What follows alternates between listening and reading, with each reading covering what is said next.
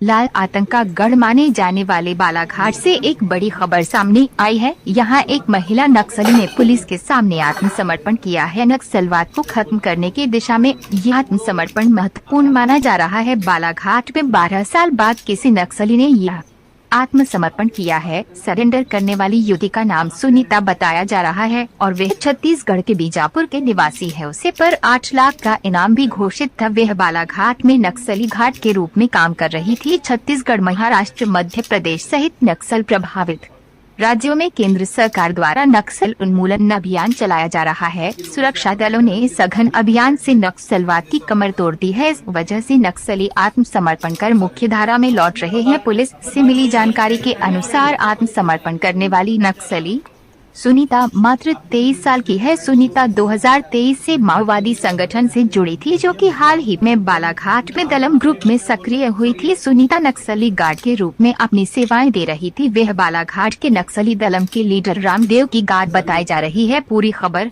अब विस्तार से रिपोर्टर महेंद्र वर्मा एवं हमारे ब्यूरो चीफ संतोष जैन के बालाघाट से यह रिपोर्ट। क्या करना चाहिए बताओ?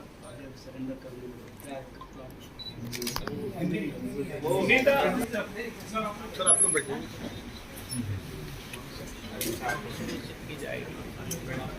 कोई दिक्कत नहीं होगी। ऑपरेशंस चलते रहेंगे, पर ऑपरेशंस के साथ साथ पुनर्वास करने के लिए उनके लिए रास्ता सरकार ने खोल रखा है। वो चाहे कुछ नीति का उपयोग कर सकते हैं। सर आंकड़े जानना चाहते हैं, कुछ तो रिकॉर्ड होगा पुलिस के पास कितने आपको है। वो 5 लोगों ने सरेंडर किया है अभी तक, और उसमें से एक शायद बाहर के हैं, महाराष्ट्र के रहने वाले, और बाकी लोकल के ही हैं।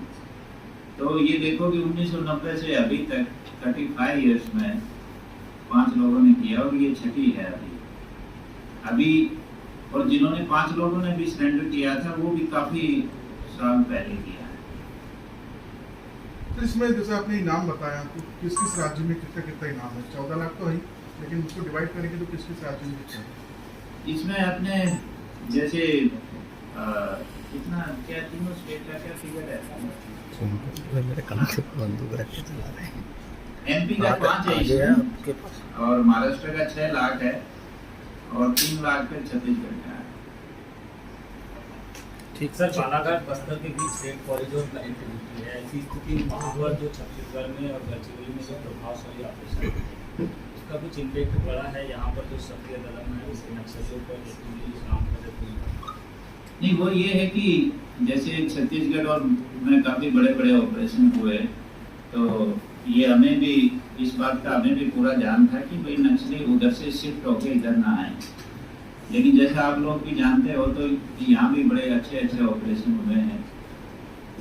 पिछले 10 महीने में आप देखेंगे कि 10 नक्सली मारे गए पुलिस एनकाउंटर में, वो भी एक रिकॉर्ड है। और हमने जितनी भी बॉर्डर हैं, तो बॉर्डर हमने सीलिंग बहुत ही अच्छी कर रखी है महाराष्ट्र और छत्तीसगढ़ के साथ मिलकर।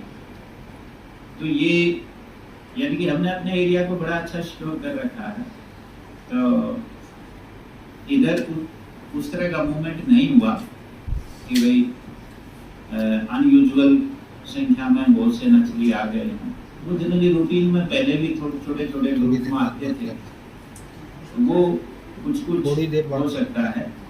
अदरवाइज हमने अपना एरिया को सिक्योर करके रखा, और उनको भी ये है। और क्योंकि वो इधर नहीं आए, वो इसलिए नहीं आए कि उनको लगा कि भाई वहाँ भी हम सेफ नहीं है।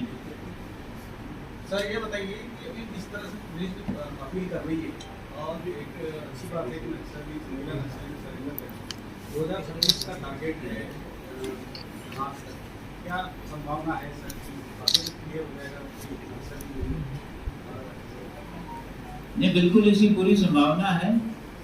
जो हमारे 26 का जो टारगेट है, वो बिल्कुल हम अचीव करेंगे। और हमने काफ़ी प्रेशर बना के रखा है, और हम अपना जनरल बिल्कुल क्लियर करवा रहे हैं, और हम इस मिशन में बिल्कुल कामयाब होंगे। सब सारी चीज़ें तो इन्वेस्टिगेशन की और जांच के बाद ही पता चलेगा, लेकिन प्रारंभिक रूप से जब वो रात में पहुंची, तो रात में कितने बजे पहुंची, अकेली थी, और चौकी में कितने लोग? देखो, ये वो तो चौकी में हमारी एक स्टैंडर्ड संख्या रहती है सिक्योरिटी फोर्सेस की। दूसरा ये शाम को पहुंची है। हाँ, तो अब और भी जो पहले के क्वेश्चन थे, जैसे कुछ लोगों ने पूछा कि भाई इन्होंने नक्सल क्यों ज्वाइन किया, तो ये क्या है, ये कुछ ऐसी चीजें हैं, हमने भी होता है ना, जब तक कोई चीज हम वेरीफाई ना कर लें तो प्रेस कॉन्फ्रेंस में हम नहीं बोल सकते। कुछ एक चीजें महिला ने भी हमें बताई हैं, लेकिन वही है कि हमें तो उसको एक तरह से वेरीफाई करना है ना, तो जो चीज हमारी सही होगी वही हम इस हाउस में बता सकते हैं।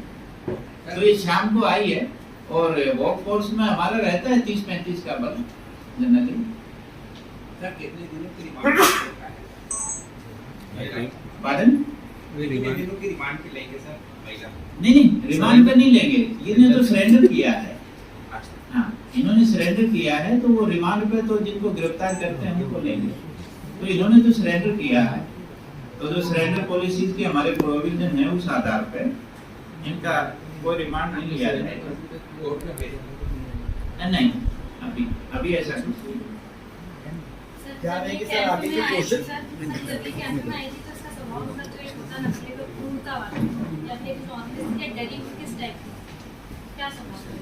नहीं, ये जब उद्देश्य से तो नहीं आई सर, ये ऑटोमेटिकली से सरेंडर किया है, तो उसका कोई उद्देश्य तो नहीं है। नहीं, कुछ ना, इसका उद्देश्य सरेंडर करने का ही था।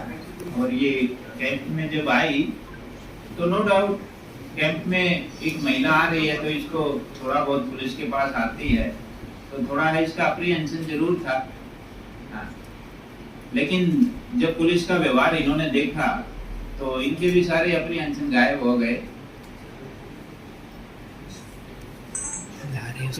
तो मैं तो अब दोबारा आप लोगों की तरफ से ये फिर जो बार बार पहले भी हम अपील करते हैं, तो पुनः अपील कर रहे हैं कि एक उदाहरण आप लोगों ने देख लिया कि भाई पुलिस कितनी सेंसिटिव है, और कोई भी व्यक्ति सरेंडर करेगा तो पुलिस उसकी सुरक्षा का पूरा ध्यान रखेगी, और वो सरेंडर कहीं भी कर सकता है, किसी थाने चौकी में कर सकता है, जैसे ये चौकी में आ गई, हमने तो इतने बहुत सारे पुलिस कैंप भी खोल दिए हैं, या किसी जनप्रतिनिधि के सामने कर सकता है, सरकारी विभाग, किसी भी सरकारी विभाग में किसी भी अधिकारी कर्मचारी के पास जा सकता है, आप लोगों से संपर्क कर सकता है। यानी कि अगर उसको सरेंडर करना है तो किसी के पास भी चला जाए जहां वो अपने आप को सुरक्षित महसूस करता हो। लेकिन ये बात बिल्कुल क्लियर है कि जो हमारा टारगेट है उसको हमें अचीव करना है। और अब इनके कितने छत्तीसगढ़ महाराष्ट्र का आप उदाहरण देख ही रहे हो, इनके बड़े बड़े काडर ने कितने लोगों ने हथियार के साथ सरेंडर किया है। तो इनका जो आइडियोलॉजी है उसका कोई मतलब नहीं है, सभी सरेंडर करें और मुख्य धारा में शामिल हों, और इसी सबकी सुरक्षा का पूरा ध्यान रखा जाएगा। और हमारी इतनी अच्छी पॉलिसी है, वो आप लोग भी जानते हो, अपनी policy one of the best policy है। और अब जो उदाहरण आप लोगों के सामने है, अब तो मुझे लगता है किसी को कोई शक होना ही नहीं चाहिए। बहुत बहुत धन्यवाद।